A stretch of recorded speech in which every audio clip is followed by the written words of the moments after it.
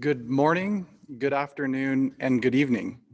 Today we are coming to you live from Calgary, Alberta, from Toronto, Ontario, and Dakar, Senegal, and broadcasting to many people around the world who I'm sure are all captivated by the amazing talent of Omar Ba.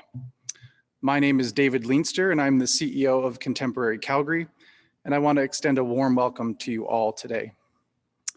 Today's artist talk is available in both French and English, with our thanks to Xian Gu providing real-time interpretation. At the bottom of your screen, you will see a globe icon. Please click this interpretation icon and select either French or English. If you are bilingual, you may choose to select off to hear original artists from audio from all panelists. There will be a Q&A at the end of the artist talk. Please submit your questions by clicking on the Q&A button at the bottom of your Zoom screen. Before we begin, we would like to acknowledge that we are hosting today's artist talk from two territories. In Calgary, the traditional territories of the people of the Treaty 7 First Nations, which includes the Blackfoot Confederacy, comprising the Siksika, the Piikani, and the Kainai First Nations, as well as the Tsuut'ina First Nation and the Stoney Nakoda, including the Chiniki, Bearspaw, and Wesley First Nations.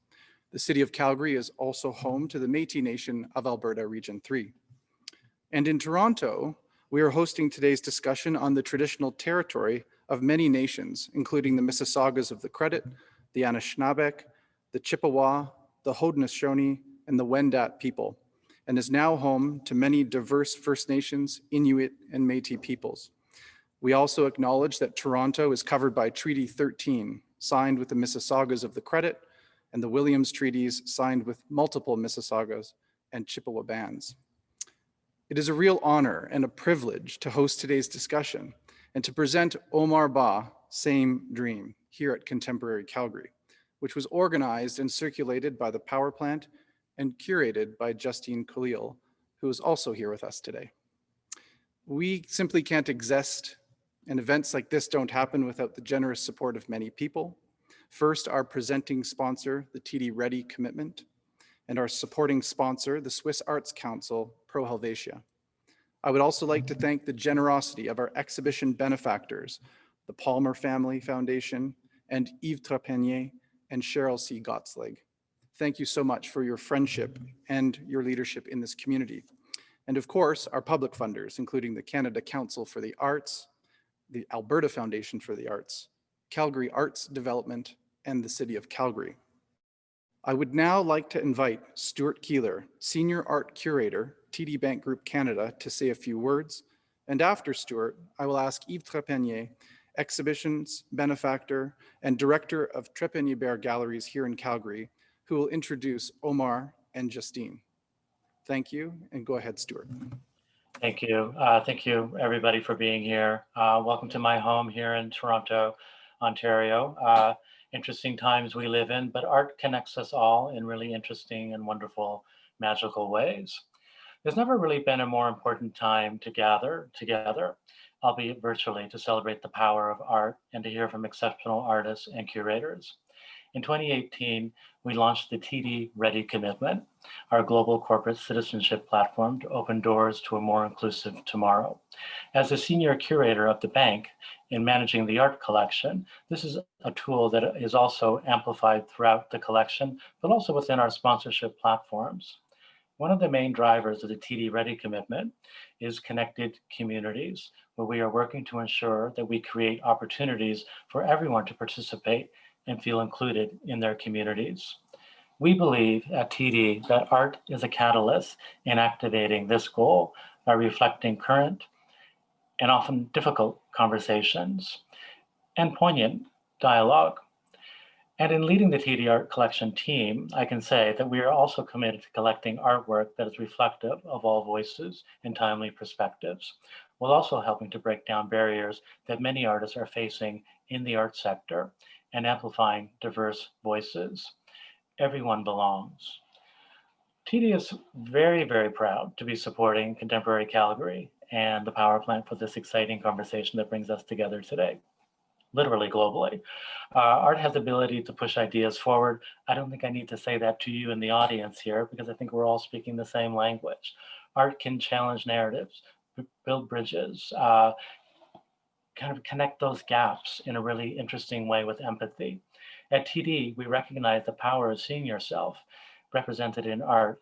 And as a bank, we support arts and culture-related community initiatives and community events that are thoughtful and reflective of many types of experiences and viewpoints. Today's conversation, for example, is a really great example of that. I love Omar Ba's work so much. I saw it 4 times at the power plant. And in addition, we funneled as many people as we possibly could from TD to the power plant to see this exciting artist's work. So we're all brought here together to hear from Omar Ba, an artist who exemplifies all the above qualities I've mentioned here, but also, and the talent of Justine Khalil, who is a voice of our time from a curatorial platform and one that I've admired from afar. So many great opportunities in this conversation today, and I'm looking forward to it and welcoming you as well again. And so now, over to hear more from our colleagues and other visionaries, I'd like to pass on remarks to Yves Trepanier. Thank you, everybody.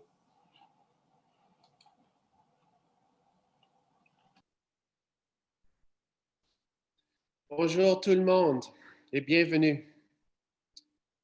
En février 2019, lors d'un séjour à Toronto, et comme je le fais toujours entre les rendez-vous lorsque je voyage, j'ai visité les galeries et musées avec mon ami, l'artiste James Carl.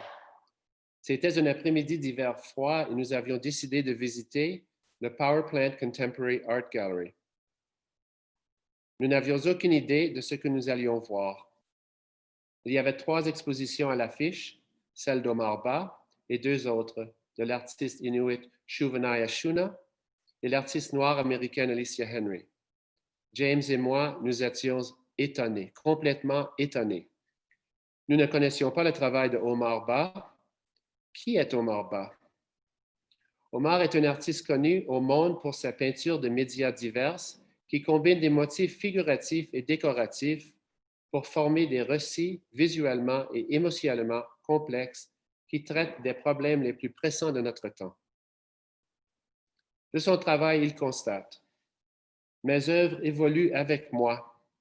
Je peins pour exister en tant qu'humain sur la Terre. Je sens que j'ai un rôle à jouer et donc l'art me permet de m'exprimer et de dire ce que je pense. L'art reflète les gens qui m'entourent. Ça parle aussi de moi. Mon travail peut parler de la situation géopolitique mondiale ou de l'histoire de l'Afrique à travers son passé ou son rapport avec l'Occident et le monde arabe. Il se peut que l'objectif principal d'Omar en tant qu'artiste pourrait être un témoin omniscient. Omar Ba est né en 1977 dans un village sérère juste à l'extérieur de Dakar, Sénégal, dans la région de Fatick. Il partage son temps entre Dakar et Genève et New York.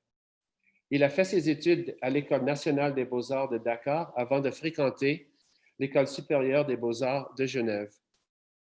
Ses œuvres ont été exposées en Afrique, en Europe et aux États-Unis et au Canada. Plus récemment au Power Plant Contemporary Art Gallery de Toronto, le MAC à Marseille, en France en 2018, la Fondation Louis Vuitton à Paris en 2017, Beaux-Arts à Bruxelles, Belgique en 2017, Frem Asile Sion, Suisse 2015 et le Royal Academy of Arts London 2014. Les œuvres d'Omar Ba se trouvent dans les collections privées et publiques du monde entier, notamment au Louvre Abu Dhabi, Fonds d'art municipal d'art contemporain de la ville de Genève, Centre national des arts plastiques France et la Fondation Louis Vuitton Paris, pour en nommer que quelques-unes. J'ai le grand plaisir de vous présenter l'artiste Monsieur Omar Ba.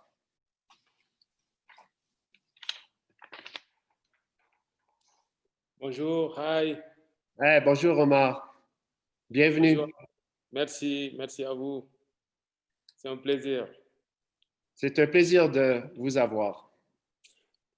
Aujourd'hui, notre enquêtrice sera Justine Collial. Madame Collial est présentement la conservatrice adjointe au Power Plant Contemporary Art Gallery de Toronto.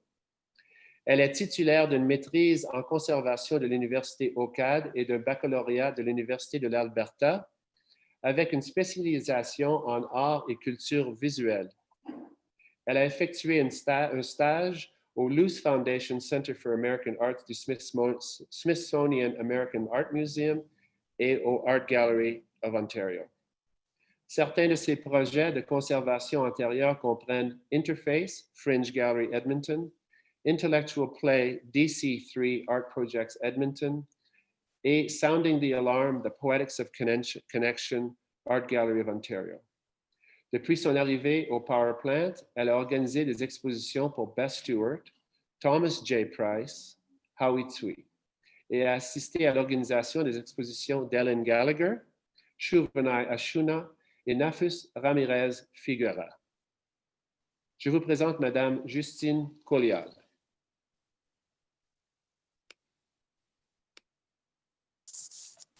Hi. Hi, Omar. Hi, Justine. Hi.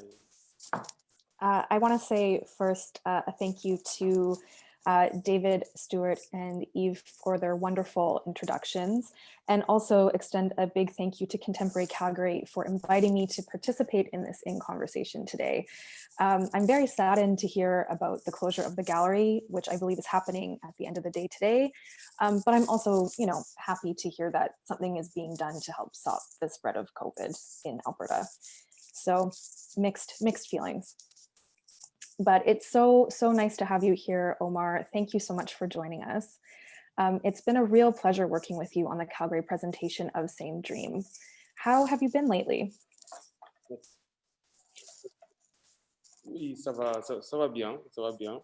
Je vais très, très bien. And, it's been mentioned before, just now, that you typically split your time between Geneva, Switzerland, and Dakar, Senegal, and more recently, New York City, but you're currently in Dakar, is that right? Oui. En ce moment, je suis à Dakar depuis mars.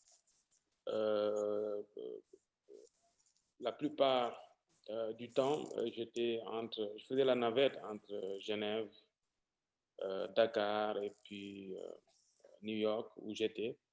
Et puis depuis la maladie, en fait, de cette Covid, donc je suis venu au Sénégal dans mon atelier où j'essaie de travailler, voilà, parce que je ne voulais pas rester dans un appartement à New York et puis enfermé. Et puis voilà, donc je me suis dit, je viens ici. Ouais. So you have a bit more room to actually paint and work at your studio in Senegal, which is great. I'm glad to hear this. And we can see some of the work that you've been doing behind you right now. But, you also are used to traveling a lot. So I'm wondering if being required to stay in one place throughout the pandemic thus far has impacted the way that you work, or, maybe even the work itself.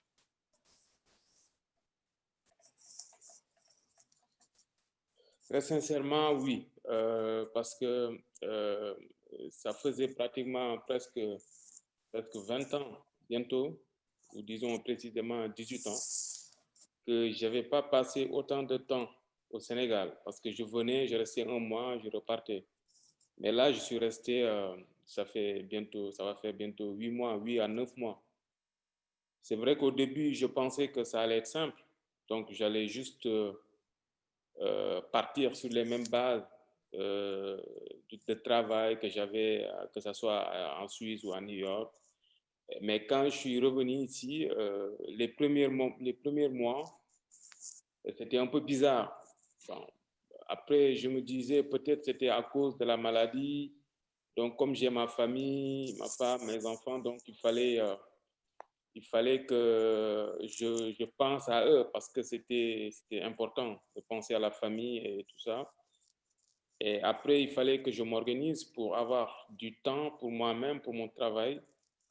Mais même ça, je me suis rendu compte qu'il n'y a rien qui se passait en fait. c'était comme, en fait, c'était comme un vide. J'avais juste besoin d'observer le monde, en fait, de voir ce qui se passe, parce que tout d'un coup, je me suis rendu compte que ce qui était le plus important, c'était plus ce que moi je fais, mais c'était plus le fait d'observer et d'écouter le monde, en fait. Et ça m'a pris du temps. J'ai resté des mois où je faisais rien, mais je regardais les news, ce qui se passe dans le monde. J'étais intéressé à comment évolue la maladie à New York, où j'étais à Brooklyn, ou comment évolue la maladie à Genève, où j'ai beaucoup d'amis, ou en France.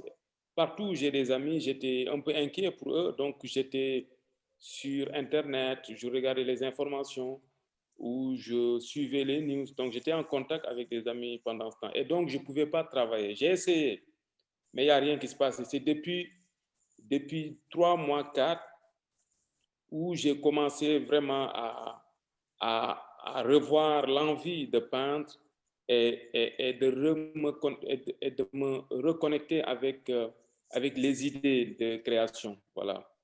Voilà. Donc, c'est pourquoi toutes ces œuvres qui sont là derrière, j'ai juste commencé ça. Bon, il y en a que j'avais commencé il y a longtemps, mais je les avais mis en stand-by. Donc, depuis 4 mois, je peux dire que c'est là où j'ai commencé vraiment à travailler à fond. Ouais. Voilà. I think it's kind of nice to hear you say this, honestly, because I feel as though this is a common thing for many people, artists but also non-artists, that the pandemic kind of really disrupted people's lives. Bien sûr. And I think a lot of people had a difficult time kind of finding the will or the desire to work, and needed time to kind of settle and think and absorb everything that was happening around them. So I think it's nice when people can also be honest about that, because there was a real push at the beginning of the pandemic on social media, and even from individuals to keep producing, to be productive. And I think it's good that people were able to slow down in a way and kind of take stock of the world. So thank you for being honest about that too. I think it's important.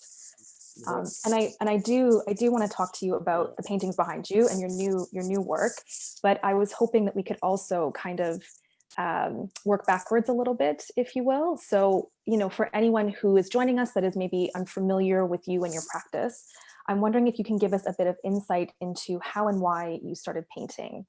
And while you're talking about this, I'm going to share my screen, and I have a little PowerPoint, and I can kind of show people the exhibition in Calgary.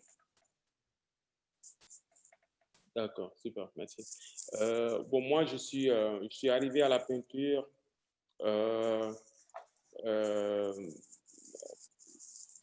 je dirais pas par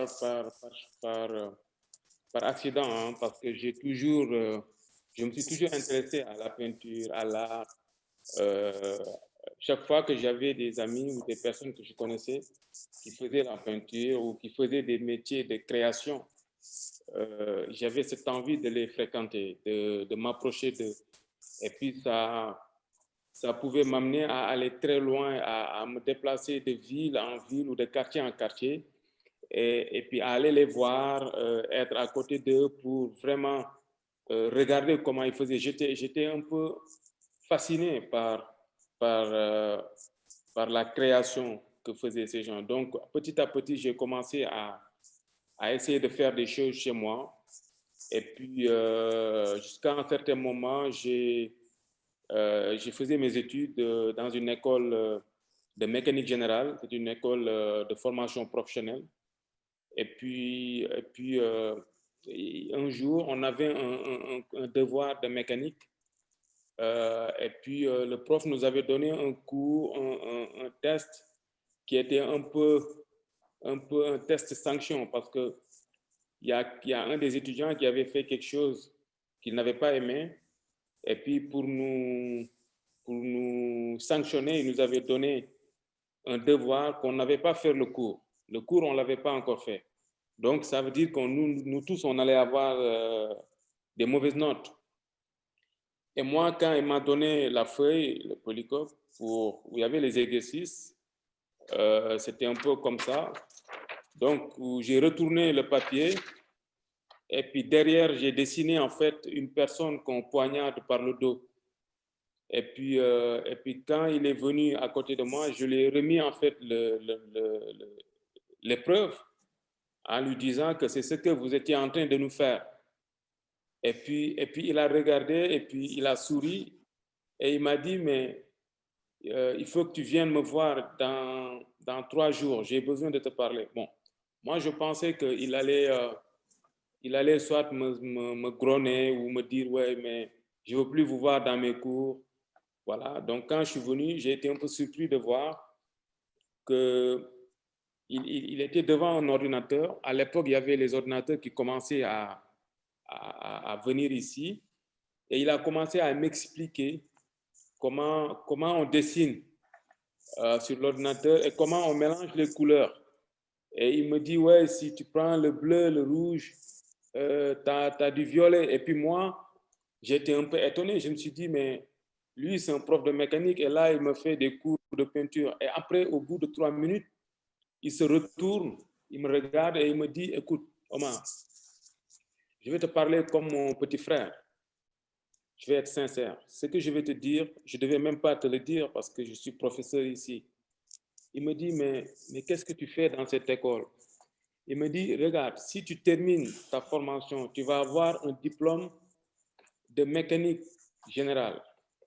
Tu vas travailler dans des sociétés, tu vas être dans des machines autour pour faire des pièces de voiture, pour, voilà, des choses techniques. Alors qu'avec le talent que je vois, si tu vas aux Beaux-Arts, peut-être un jour, tu seras un grand artiste, tu pourras voyager partout dans le monde. Et puis, bon, j'ai dit, OK. Et puis, le lendemain, je suis allé aux Beaux-Arts pour me renseigner comment on pouvait faire pour faire les cours, pour faire le concours pour entrer aux Beaux-Arts. Donc, ce professeur m'a donné le courage d'aller vers ce que j'aimais faire. Parce que c'est vrai que je faisais cette formation pour avoir du travail et pour être quelque chose, pour être quelqu'un dans la vie, pour pouvoir s'occuper de ma famille, de mes parents, et puis voilà, pour vivre normalement comme tout le monde. Voilà, mais le fait qu'il m'ait dit ça, ça m'a donné le courage de partir et puis de tenter cette aventure qui est aussi passionnante et aussi douloureuse et aussi terrible. Voilà, donc c'est comme ça que je suis allé aux Beaux-Arts. Voilà.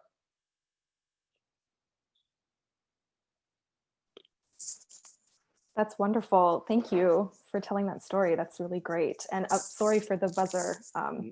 This is the casualty of working from home, I suppose.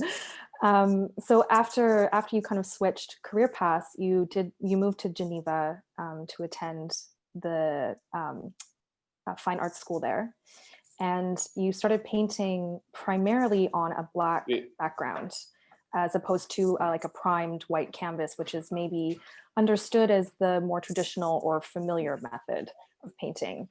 And you also compose your works using tools and materials that are not intended for painting, like corrugated cardboard, craft paper, pen, pencil crayon, etc. And so I'm wondering if you can speak a bit about why it's important for you to paint on a black background and use these non-traditional materials. And I can show a close-up. People can get a real sense of like what I'm talking about here. Bien sûr. En fait, bon, c'est vrai qu'après mes études à Dakar, quand j'ai terminé les Beaux-Arts, parce que c'est parenthèse aussi, c'est important de le dire parce qu'il y a beaucoup d'artistes qui terminent les Beaux-Arts ici au Sénégal et qui travaillent ici et qui depuis ici, ils voyagent, ils montrent ce qu'ils font. Moi, quand j'ai fini les Beaux-Arts ici à Dakar, j'ai été invité une fois en Allemagne à Bonn. Et puis, à mon retour du voyage, c'est important de le dire parce que c'est ce qu'on revoit. Là, il y a beaucoup de jeunes Africains qui ont envie de quitter le continent pour aller ailleurs, tenter leur chance parce que c'est, voilà. Moi, à l'époque, quand j'étais parti à Bonn, j'étais invité pendant la période où beaucoup de jeunes voulaient partir. Et puis, une fois que j'étais à Bonn, je voulais rester en fait. Parce que je me suis dit, bon, j'avais vu des choses qui étaient très intéressantes au niveau de la culture, de l'art. Et puis, je voulais apprendre encore. Et puis, je me disais, ouais, pourquoi ne pas rester? Et puis, j'avais à l'époque un ami artiste. On a eu une discussion longuement. Et puis, lui, il m'avait dit, écoute, moi, si j'étais toi, il faut que tu retournes à Dakar et tu développes ton travail davantage et tu vas voir, peut-être que les choses vont aller autrement. Et je l'ai écouté. Et je suis rentré à Dakar. Et quand je suis rentré, ce n'était pas facile parce que les gens du quartier me disaient, mais tu es fou. Et parce que il faut le dire, quand on a la possibilité de saisir une chance comme ça, maintenant, avec le recul, je ne dirais pas que c'est une chance. Je dirais que c'est une possibilité parmi tant d'autres.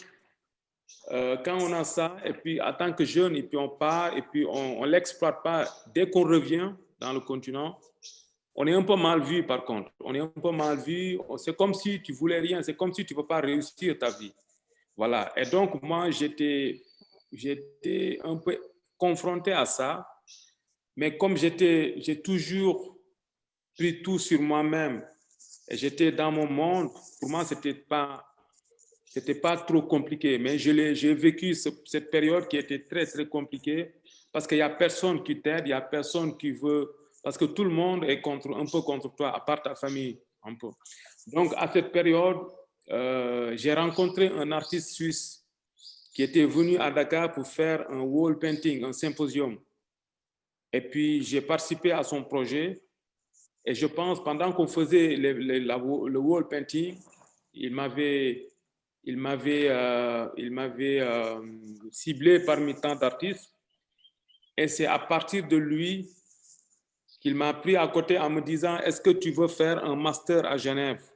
Et c'est comme ça que j'ai déposé mon dossier et puis j'ai été retenu. C'est comme ça que je suis allé en Suisse. Voilà. Donc ça, c'était juste pour dire comment j'ai quitté Dakar pour aller en Suisse et puis faire un autre master. Maintenant, l'idée de peindre sur le carton ou des matériaux qui ne sont pas nobles, comme on peut dire, entre guillemets, ça m'est venu quand j'étais arrivé en Suisse. J'ai vu qu'en fait, les gens étaient sur des toiles, sur la nouvelle technologie, sur les médias, sur tout ça. Et puis, moi, j'avais 0 sous. Je venais d'arriver, je n'avais pas d'argent, je ne connaissais pas la culture, les gens. C'était une période très compliquée. C'était la période de 2003 à 2008. Et donc, pour moi, il fallait coûte que coûte créer. Et donc, c'est là où j'ai commencé à dire, OK, si je dois prendre des supports qui sont chers, alors que je n'ai pas de sous, ça va être beaucoup plus compliqué pour moi. Et en même temps, si je dépense des sous, de l'argent sur des supports qui sont coûteux, ça risque de bloquer ma créativité parce qu'après, tu te poses la question de comment je vais faire pour réussir le travail que je suis en train de faire, comment réussir la toile. Donc, ça amène une contrainte au niveau du travail.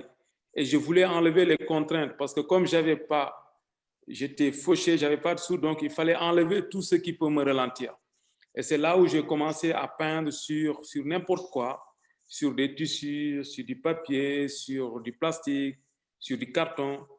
Et j'utilisais des craies, des choses vraiment basiques pour créer. Et là, ce qui s'est passé, c'est que plus on crée avec le minimum qu'on peut, ça donne des résultats extraordinaires.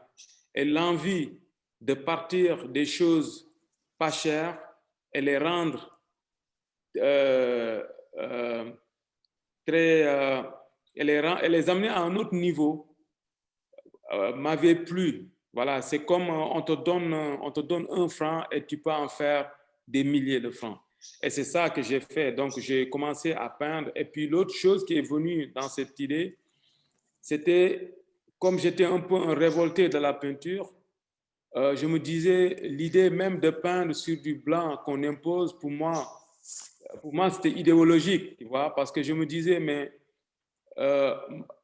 malgré qu'on peut dire que si tu vas avoir une couleur dans ses intensités, tu le mets sur un fond neutre. Et le fait de dire le blanc est la couleur neutre, pour moi, ça renvoyait à dire que le noir n'est pas une couleur neutre. Et du coup, je suis rentré dans cette discussion de pourquoi le blanc et pas le noir. Et je me suis rendu compte que tout ça aussi, c'était des barrières. Et du coup, j'ai tout enlevé et je me suis dit, moi, maintenant, je vais dessiner sur le blanc parce que non seulement le blanc, ça me renvoie à la voie lactée, aux ténèbres, et puis tout ce que tu dessines avec le blanc, avec du blanc sur du noir, tu le vois. Et l'impression aussi d'avoir les formes et les dessins que je faisais qui étaient suspendus et qui ne donnaient pas de limites par rapport à mes dessins m'avait beaucoup plu. Et l'autre chose, c'est le fait aussi de partir sur le noir que je connaissais parce que je suis noir, si vous voyez bien. Mais toutes mes peintures, tu vois, moi j'aime bien partir du black pour montrer aussi la beauté que le noir a. Parce que quand on fait des tons noir sur noir, on a des jeux de gris. Et ça, je trouve magnifique. Et donc, j'ai voulu partir de quelque chose que les gens, ils ont pas l'habitude de faire. Je ne dis pas que je suis le premier à le faire, mais la plupart des artistes partent du blanc. Ça, c'est vrai. Mais moi, j'ai voulu partir du noir pour aller vers la lumière, vers la couleur et puis vers, voilà, pour montrer que, en fait, c'est pas parce que le fond est sombre, c'est pas parce que le fond est d'une couleur qu'on peut pas faire quelque chose de magnifique. Voilà.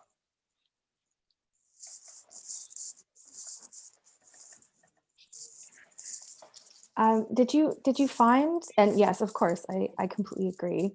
And it really does, like the black background really does make make the colors pop in an incredible way.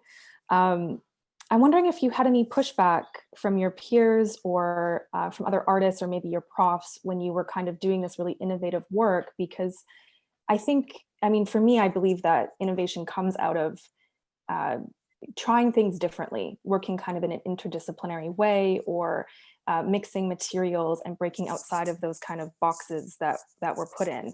And I do feel that your work is really innovative in that way.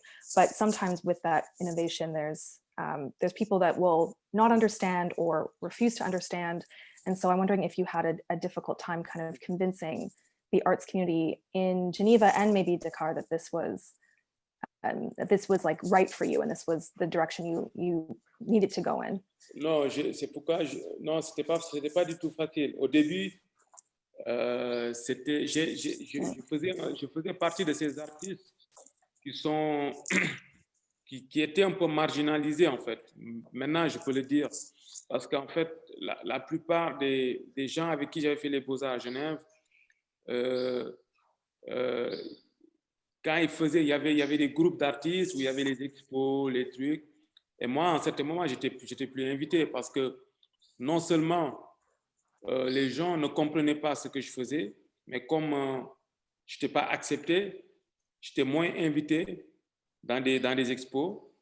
Et puis en ce moment, j'avais commencé à exposer dans des salons de coiffure, dans des cafés. À Genève, j'ai fait ça.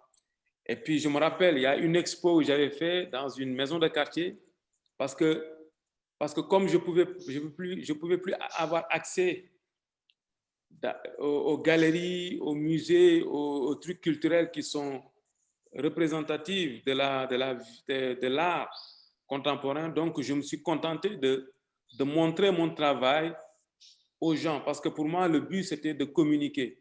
Voilà, c'est là où j'ai commencé à aller dans des cafés, mais en sachant que c'était pas glorifiant pour moi, mais je devais le faire parce que je ne pouvais pas rester avec mon travail dans mon atelier. Et puis je me rappelle, j'avais fait une exposition. Et dans cette exposition, à chaque fois, je le dis, je souris parce que il y avait, chaque fois dans la salle, il y avait 3 personnes. Il y avait moi, et il y avait un de mes professeurs, c'est-à-dire le professeur qui m'avait proposé de faire un master à Genève. Et puis, il y a un artiste qui venait voir l'expo. c'est pour dire que je n'avais pas de monde, en fait. Donc, les passages n'étaient pas beaucoup. Donc, je pouvais faire des expos où il y avait au total 10 personnes. Mais moi, ça m'a pas poussé à me décourager, en fait. Mais par contre, ce que je peux dire, c'est que ce n'était pas facile parce que quand on est un peu mis de côté et on veut montrer son travail, il faut être fort, il faut y croire. Et moi, en plus de croire à mon travail, c'est comme si c'est quelque chose que je devais faire. Je devais peindre, je devais créer, j'avais besoin de ça pour vivre, pour exister.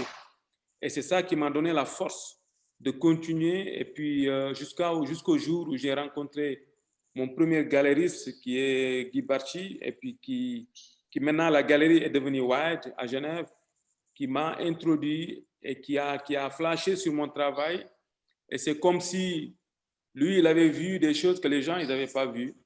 Et puis, j'ai commencé comme ça. Et puis, de petit à petit, les gens, ils ont commencé à découvrir mon travail et puis à l'accepter jusqu'à aujourd'hui. Voilà. Mais c'était pas simple, c'était pas facile.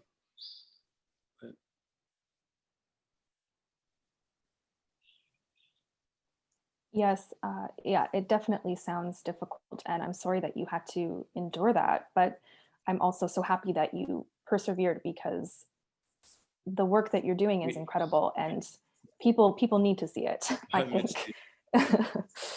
I kind of wanted to bring it a little back a little bit to the show in Calgary and kind of ask you about the way that it was conceived. So we're combining these kind of two different bodies of work. This body of work that kind of talks about African dictators and the systems that kind of prop them up. And then a body of work that depicts young boys primarily. And so I'm wondering if you can talk a bit about how you see these two different bodies of work operating together within the exhibition, and also why it was important for you to bring them together for your first solo exhibition in Canada. Oui. En fait, je pense que l'idée, en fait, de sélectionner ces œuvres n'est pas partie de moi. En fait, je pense que l'idée est partie de l'expo qu'on avait fait à Toronto avec Gaëtan, qui avait, voilà, l'expo qu'on avait montée à Toronto. Et puis, il y avait beaucoup de choix d'œuvres et je pense qu'il voulait partir sur les 10 dernières années de mon travail, presque de 2009 à maintenant, voilà, il y a 2 ans. Et donc, moi, après, ils m'ont, parce que pendant cette période de 10 ans, tout le travail que j'ai fait, personnellement, ça tournait autour des problèmes d'identité, des problèmes de reconnaissance, des questionnements sur l'histoire, sur les rapports nord-sud et puis sur le monde actuel. Et donc, quand on m'a présenté ces images, beaucoup de peintures que j'avais fait et puis que certains qu'on avait, qui étaient dans des collections depuis plus de 7-8 ans, pour moi, c'était un plaisir de revoir certaines des peintures et de refaire des choses, de faire des montages d'expos avec eux. Voilà, donc c'est comme ça on a fait un choix de ces peintures avec les périodes. Et puis, il se trouve qu'il y a ces périodes que vous citez, c'est-à-dire la période des dictateurs, et qu'on a mélangé avec cette période, avec cette jeunesse, parce que j'ai voulu parler, en fait, des problématiques qui me concernent, c'est-à-dire repartir de la base des problématiques de l'Afrique pour venir aux solutions, c'est-à-dire les solutions, c'est la jeunesse. C'est la jeunesse qui seront les personnalités de demain pour un continent. Et pour moi, la chance qu'on peut donner à cette jeunesse, c'est pas de les laisser partir, mais c'est d'essayer de les former, de les garder et d'essayer de les éduquer pour le mieux qu'on peut. Et quand je revois un peu ce qui se passe, on voit que l'histoire a un poids sur le fonctionnement de ces États. On voit que on a un problème avec les dirigeants, on a un problème aussi avec les rapports que ces dirigeants ont avec le Nord. Et du coup, toutes mes œuvres que j'ai créées, ils parlent de ça. Et c'est pourquoi quand on a voulu faire cette expo, c'était pas trop compliqué de faire un choix. Bon, c'est vrai qu'il y avait beaucoup d'autres œuvres qui étaient aussi magnifiques. Voilà. Mais moi, je savais que la plupart des périodes qu'on va prendre, ça va aussi être fort que les autres œuvres qu'on ne prendra pas. Voilà. C'est pourquoi l'expo qu'on a montrée à Toronto et puis à Montréal et maintenant à Calgary, c'est une expo que je trouve qui reflète exactement ma pensée aujourd'hui. Et puis là, aujourd'hui, je suis en train de repousser les limites, en fait, pour aller de plus en plus loin. That might actually be a really nice way to segue into talking a little bit about the paintings that you're creating right now, because for me, and I can scroll down to them. So these are some of the work that this is some of the work that you're doing in your studio, as well as the work that's behind you. So I can show maybe some of the images that you sent me, and then I'll stop sharing my screen, and then you can talk also more in depth about the work behind you. But yeah, I think the paintings that you're currently working on, there's a lot, it seems to me anyway, that there's a lot of the same motifs that are kind of appearing. And one of the motifs that you work with quite a bit is this concept of, you know, the natural world, vegetation, plants and animals, and you kind of merge them with the youth and also especially with the dictators in your previous body of work. But to me also with these new paintings, I feel like the vegetation is evolving and it's kind of morphing or almost mutating. And so I'm hoping that you can speak a little bit about, yeah, what direction you're going in and how you see these works kind of furthering the conversations that you started with the work that's at the Contemporary Calgary. Bon, avec en fait les limites que j'essaie de repousser à travers mes nouvelles peintures qui sont derrière moi et qui sont montrées ici dans l'image, c'est là j'essaie de remettre en fait les personnages, parce qu'avant je peignais les dictateurs et puis je leur mettais en fait je peignais en fait les statuts des dictateurs, comment le dictateur se voit. Voilà, actuellement, ce que j'essaie de peindre, j'essaie de peindre pas que des dictateurs, mais j'essaie de peindre toute personne qui dirige un pays et qui essaye de changer en fait les constitutions à leurs propres intérêts. Voilà, donc c'est là, c'est un clin d'œil pour rentrer dans les troisièmes mandats qu'on voit ici en Afrique, ou des constitutions des pays qui sont limitées à 2 mandats pour un chef d'État. Et on voit qu'au bout des 2 mandats, ce chef d'État, il va peut-être aller en France ou dans un autre pays en Europe, ou bien en Amérique, et puis rencontrer des dirigeants qui sont très puissants et très influents et qui essayent à son retour de changer la constitution pour pouvoir briguer d'autres mandats. Et moi, je fais partie des gens qui disent, même si la personne a des qualités exceptionnelles pour diriger un pays, moi, c'est important que quand on fixe des règles, qu'on essaie de les régler, de les appliquer, parce que ça peut aider la jeunesse à croire en eux et à croire à leur pays et à pouvoir essayer de faire tout pour que ces pays puissent vivre décemment. Parce que moi, je pense que l'essentiel pour tous ces pays, pour les pays où nous sommes, c'est pas de ressembler à d'autres pays qui sont des pays, comme on dit, des pays qui sont très riches, mais c'est de pouvoir avoir la capacité de vivre normalement.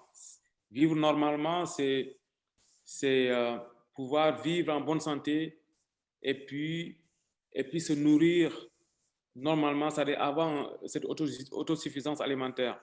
Et je pense que le fait de pouvoir ressembler à d'autres pays de pouvoir imposer une personne comme si c'était le maître à penser, c'est-à-dire c'est comme si, à part cette personne, il n'y a pas d'autres gens qui peuvent diriger. Je pense que c'est le début d'un problème. Et c'est pourquoi, dans ces nouvelles peintures, j'essaie de représenter ces personnages qu'on peut voir là et qui essayent de rester au pouvoir et de briguer d'autres mandats. Voilà. Donc, j'essaie de pousser et puis en faisant aussi un clin d'œil avec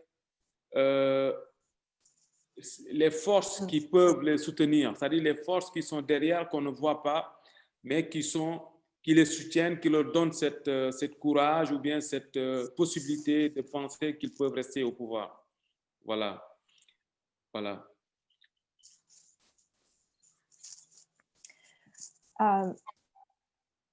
Thank you for that explanation. And it sounds to me like what you're expressing also is that you're kind of looking not just to the symbols of corruption or authoritarianism, but also to like the hidden kind of underground almost or insidious networks that exist both within Africa and within Europe that help prop up these dictators or help create these dictators. Would you say that that's also kind of... Oui, bien sûr, bien sûr. C'est exactement ça en fait. Voilà. Yeah. Ouais. Yeah. I'm wondering if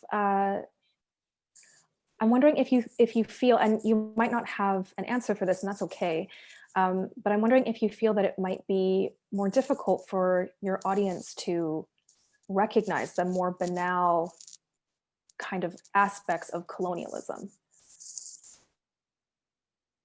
because you're talking about systems that are kind of hidden, or they're not like the forward-facing institutions that we're used to seeing as the kind of symbols of corruption, such as like global finance or the military, extractive industries. So I'm curious if you feel that it might require some sort of maybe shift in the way that you talk about the work or the way that you present the work to people. Oui, en fait, la plupart des peintures, des travaux que je faisais, en fait, on pouvait voir ce que vous venez de citer, c'est-à-dire le système financier ou bien l'exploitation des ressources minières. Tout ça, c'est des choses qui existent et qui continuent à exister. Mais je me suis rendu compte que quand on essaye de se focaliser que sur ça, on perd de vue, en fait, la provenance de tout ça. Et je pense que la provenance de tout ça, ça vient des élites qui ont la mainmise, c'est-à-dire à qui on a fait confiance pour diriger ces pays. Et si ces mêmes élites ont besoin d'avoir en fait d'avoir des conseils ou bien d'avoir des gens qui leur soutiennent, pour moi, le problème, il faut aller beaucoup plus loin. Et c'est pourquoi, dans ces peintures, j'essaie de montrer en fait, là, jusque-là, on voit ces personnages, mais parce que là, c'est un work in progress. Et donc, on peut voir apparaître beaucoup plus clairement les similitudes ou bien les relations que ces personnes peuvent avoir avec d'autres gens. Voilà, donc dans la peinture, quand la peinture va évoluer, on va voir apparaître certaines choses qui pourront définir clairement avec qui certains chefs d'État sont en deal ou bien pourquoi telle personne est là, en fait, voilà. Et puis je pense que ce qui peut l'expliquer plus, c'est qu'on voit que la plupart des chefs d'État qui sont en Afrique de l'Ouest, dès qu'ils prennent leur mandat, c'est vrai, ils vont faire des visites genre à l'Élysée.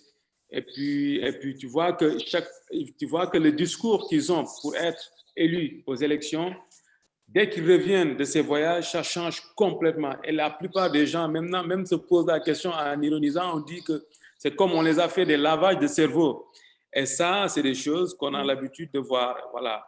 Et je pense que les problèmes de ces pays, ça vient du fait que toute personne qui a des envies de bâtir, de construire, dès qu'il est au pouvoir, il est gangréné par les problèmes de corruption et les problèmes de malversation. Voilà. Et donc, dans ces peintures, j'essaie de représenter ça et puis de montrer, voilà, au lieu de parler juste du personnage du dictateur et puis du personnage voilà, du tyran.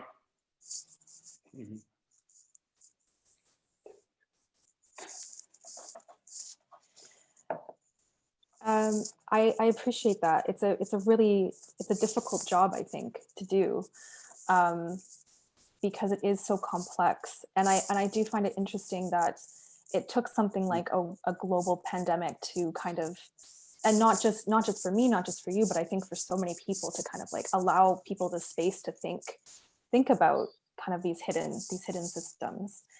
But I'm going to stop sharing this screen. And I know that we're kind of getting close to the end. I do want to give people a chance to ask some questions before we have to wrap up.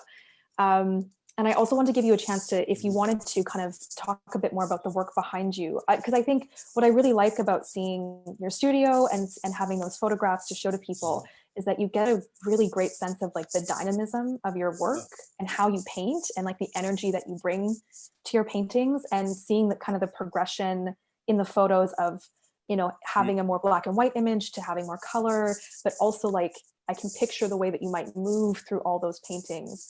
And there's a real energy there that is made visible seeing it this way. So yeah. Maybe it's not a question. C'est vrai que ici, bon, moi j'adore travailler, si vous voyez bien, j'adore travailler, être entouré de tout ce dont j'ai besoin en fait. J'aime pas sortir quand je travaille. Je veux que tout se passe autour de moi. Et donc, j'organise souvent mon atelier comme ça. L'atelier que j'avais en Suisse, c'était un peu dans cette dynamique. Ça veut dire j'aime bien avoir mes outils, mes supports au mur. Parce que comme je travaille en série, j'aime pas peindre sur une peinture et passer sur une autre. Donc, j'essaie d'accrocher beaucoup de peintures en même temps, 6 ou 7 peintures. Si on regarde bien ici, là, voilà, on peut voir qu'il y a ces panneaux qui sont là, où j'approche, voilà, donc, et puis au fur et à mesure, donc, on voit que les peintures sont pratiquement, c'est comme un ring en fait, c'est comme un ring de boxe où on est entouré de toutes ces images, de tous ces supports. Et puis, voilà, et puis, voilà, tous les outils aussi au sol, je ne sais pas si vous voyez un peu. Donc, j'aime bien mettre les peintures, les pinceaux, de telle sorte que si j'ai besoin de quelque chose, je n'ai pas besoin de... Voilà, je prends. Voilà, et du coup, ça, c'est le papier que je mets, que j'utilise. Donc, que je déroule, en fait, je déroule des rouleaux de papier. Et puis, je travaille le fond. Après, je découpe les formats. C'est pourquoi j'ai des formats aussi qui sont très variables et puis qui passent des très grands formats aux petits formats. Ce qui me permet de travailler debout, parce que je fais beaucoup ça. Mais une fois que je suis fatigué, ben, je peux rester assis sur les tables et je fais des petits dessins et des petites choses qui me permettent de... Voilà. Voilà, donc voilà mon univers, mon atelier. Donc, je travaille comme ça. Je ne sais pas si vous voyez bien. Je ne sais pas si vous voyez. Donc, yeah. Voilà, donc voilà. Voilà. Donc, je partage avec vous l'atelier. Donc, c'est vraiment rempli, mais ça me va parfaitement. Et puis, du coup, voilà, ça me permet de... Voilà. Je travaille comme ça. Yeah. That's a very nice everyday. Voilà. Et puis comme bon, l'autre chose que j'aimerais ajouter, c'est que on le voit souvent dans mon travail, le côté floral des arbres et tout ça, des plantes. Donc c'est quelque chose que c'est pas quelque chose que je mets seulement parce que je le mets, parce que ça fonctionne ou ça me plaît. C'est juste que je le vis. Et en dehors de mon atelier, donc je vis avec des arbres, avec toutes sortes d'arbres que j'ai trouvés dans le milieu. exact. Donc, je n'ai pas voulu changer en fait la nature. Donc, j'ai conservé toutes les plantes qu'on a ici. Et il y a beaucoup de gens qui viennent souvent chercher des plantes pour se soigner, pour des médecines douces, parce qu'il y a des arbres qu'on trouve qu'ici en fait. Voilà. Donc, je peux vous montrer juste vite fait. Voilà, comme ça, vous voyez un peu l'extérieur de l'atelier. Hein.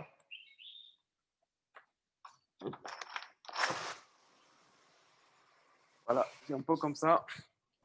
Oh yeah, C'est très vert. it's beautiful. Voilà. Donc, il y a...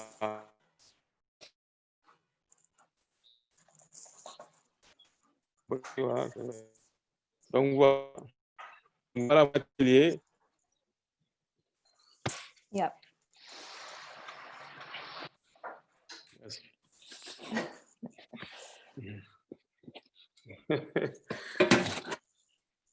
Voilà. Thank you, Omar.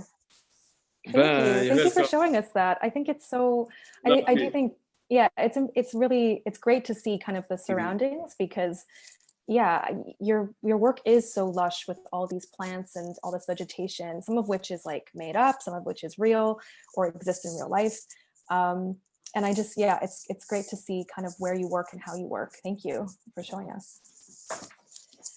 So I know I'm conscious of the time, so I do want to turn it over to our audience to ask some questions. I see we have 5 in the Q&A right now. And I think Yves is going to rejoin us so that he can read them to you en français. And yes, we'll answer a couple of them for sure. Yeah. So Yves, join us anytime.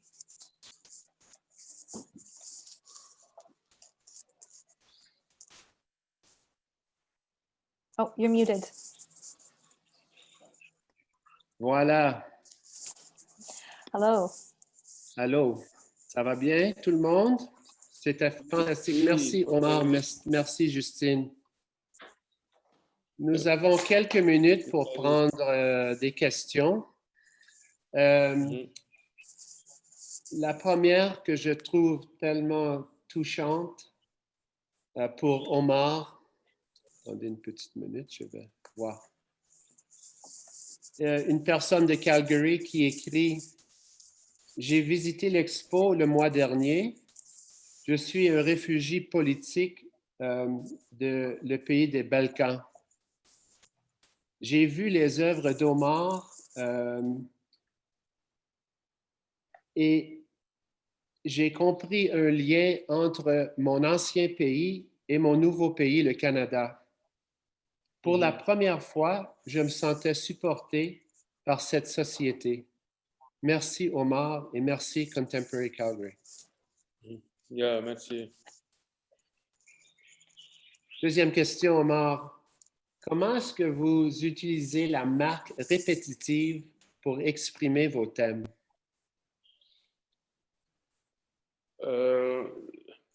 Comment? How are you using repetitive marks, mark making, to, in a sense, create the paintings?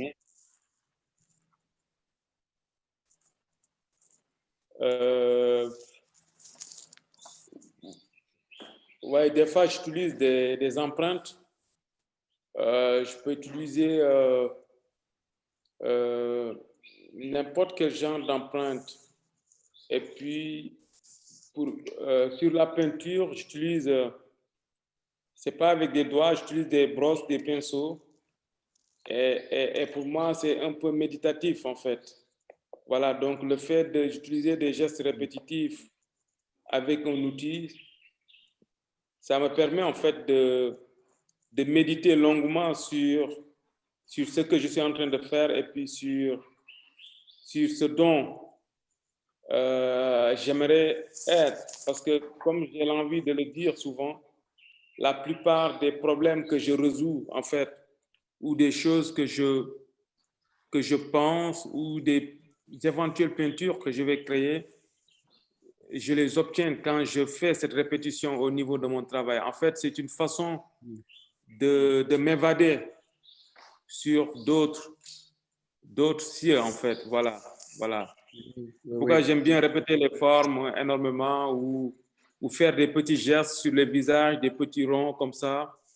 Et c'est très compliqué et très douloureux hein, pour les créer. Même pour moi, c'est comme faire une prière, en fait. Voilà. oui. J'ai cette même sensation. Fait que c'est un peu comme une méditation ou Exactement. une pensée très profonde sur le sujet, à propos du sujet.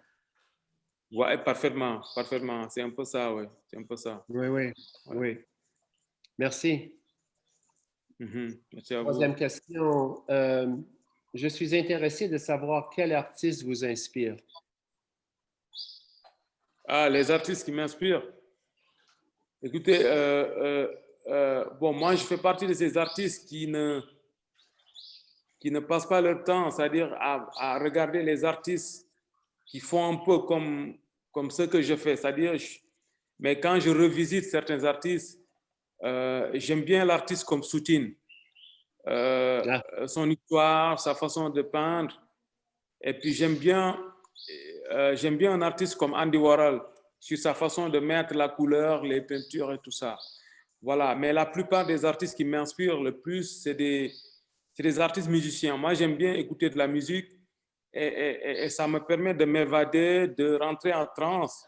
Et voilà, c'est comme si c'est une façon de me donner de l'énergie, en fait. Voilà. Moi, j'aime bien le rythme, j'aime bien la musique. Ou bien les movies, les films. J'adore les films et tout ça. Voilà. Mais dans la peinture, j'aime bien Soutine, j'aime bien Andy Warhol, j'aime bien Jesper Jones. Voilà, c'est des artistes que je suis et que j'ai même allé visiter les expos. Et voilà, c'est des trucs qui me fascinent. Ouais. Oui, oui. Merci. C'est bon. Quand vous avez parlé de créer avec moins pour créer des choses extraordinaires, ça m'a fait penser que pendant cette pandémie, nous réalisons qu'on peut vivre avec moins. Il y a des découvertes dans la nature et dans nos relations nouvelles. Est-ce que ça se passe au Sénégal aussi?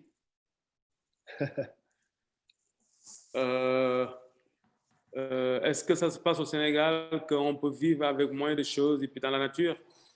Oui, ben, est-ce que les gens sont forcés à être seuls en général, comme ils font ici pendant la pandémie, et ça nous force à Non? penser un peu Ouais, à des choses bien sûr. qu'on ne pensait pas avant ça.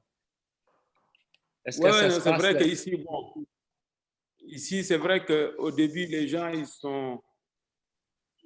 les premières semaines, on est un peu resté chez soi.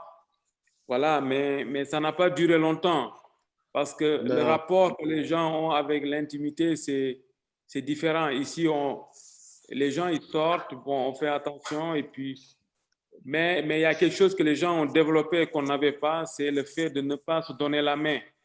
Voilà, ici, on est très tactile. Hein. Les gens, ils se donnent la main, ils se saluent. Alors que maintenant, de moins en moins, les gens, ils se disent bonjour et puis voilà. Donc, c'est quelque chose qu'on a essayé de revoir, en fait. Exactement. OK. Merci. Nous avons une dernière question. Et c'est une observation à propos de votre professeur à Dakar qui vous a donné des avis pour le futur de votre vie. Quelle histoire à propos de votre professeur à Dakar et du pouvoir de l'inspiration d'un professeur ou d'une personne qui est sympathique et qui comprend les talents d'une personne? Ceci n'était pas pour cette influence, peut-être que nous ne serions pas ici. Ma jeune fille nous écoute ce matin. Quel avis lui donnerais-tu et aux autres jeunes personnes ou à n'importe qui à propos de prendre des risques et de poursuivre leur passion pour beaucoup de personnes et de poursuivre leur passion? Pour beaucoup de personnes, les changements dramatiques comme changer d'école ou de carrière plus tard dans la vie, ce semble très impossible. Mhm. Ouais, ouais, je pense qu'en fait, pour chaque personne, en fait, quand on fait les choses naturellement et on les fait d'une façon très sincère, la plupart du temps, il y a vraiment très peu de chances qu'on ne réussisse pas ou bien qu'on ne fasse pas les choses comme on a envie. Mais quand on fait les choses parce qu'on voit l'influence qu'on a, c'est-à-dire on fait une chose parce qu'on est influencé ou on fait une chose parce qu'il y a le groupe qui le fait, la plupart du temps, on n'a pas ce qu'on aimerait avoir. Moi, je pense qu'il faut s'écouter, il faut apprendre à s'isoler, à s'écouter et puis à faire les choses et puis à aller jusqu'au bout.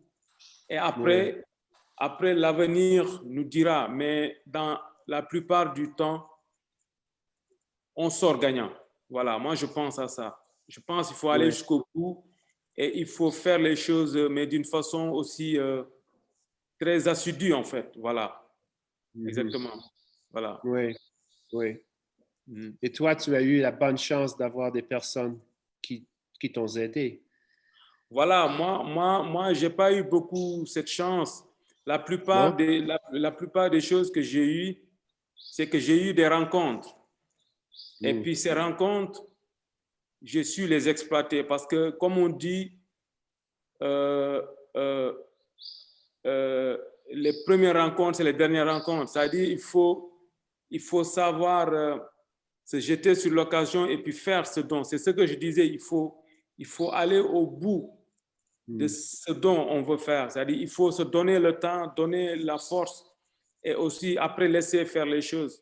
Voilà. Mais quand on veut, on a des rencontres qui se passent, après il faut être présent, il faut répondre présent dans ces moments-là. Oui. Voilà, ouais. Omar, merci beaucoup. Merci Et à vous. Ça me fait plaisir de te rencontrer et j'espère qu'on se rencontre plus tard dans la vie. Plus tard, oui, bien sûr, bien sûr. Je l'espère aussi. Et puis, je vous salue tous. Et puis, je profite pour vous dire que j'aurais aimé être à Calgary parce que j'ai visité le Calgary juste au début de l'épidémie. Oui, c'est ça. Et puis, j'ai trouvé que les gens étaient vraiment adorables. Et puis, je me rappelle, on m'avait mis sur la table de beaucoup de personnes magnifiques pendant l'exposition. Je pense que c'est l'exposition ou bien la présentation qui s'est passée pendant cette période. Et j'ai rencontré des gens vraiment magnifiques et adorables. Et puis, j'ai trouvé dommage qu'à cause de cette épidémie, donc, je n'ai pas pu les rencontrer là-bas davantage. Mais j'espère qu'un autre jour, on aura cette chance. Et puis, ça me fera vraiment plaisir. Et puis, merci à vous d'avoir accepté de faire l'expo. Parce que c'est vrai qu'en tant qu'artiste, on a besoin d'être montré et puis d'être soutenu. Parce qu'on peut faire les choses dans notre atelier, mais si ce n'est pas montré, les gens ne pourront pas les voir. Et donc, je vous dis merci pour tout ça aussi. Merci et je passe la parole à David Linster. Merci. Thanks, Yves, and thanks to everybody. I would like to take a moment to thank Sien, our amazing interpreter. Thanks for the generosity of your time and for making this a great experience for everybody. To Justine, thank you so much for your inquisitive questions and discussion with Omar. To Yves, thank you so much for participating as a friend of Contemporary Calgary and in support of this talk. And of course, to you, Omar, I think that people, when they come to our gallery, they leave really inspired and they leave really transported to a different place, a place of thinking, of new understanding. And it has been such an incredible gift to share your work here in Calgary and indeed the other places in which this show has exhibited. The generosity of sharing with us your studio. I think I saw your dog too. So my biggest question is, what's the dog's name? But je l'appelle, non, ils sont deux. La chienne que vous avez vue, c'est Kaira. Donc, c'est l'inverse de Rakai. Et puis, le mâle, c'est Kovi. Je l'ai appelé Kovi parce qu'il est né pendant l'épidémie. Voilà. Donc, c'est Kovi et Kaira. Amazing. Well, wonderful to meet them too. We do look forward to seeing you again in Calgary. To everybody that has joined the webcast today, thank you so much for being here today. And we will see you again, hopefully Merci à sometime vous. soon. Merci beaucoup. Au revoir. Bye À la bye. prochaine. Thank you so much. Au revoir. Take care.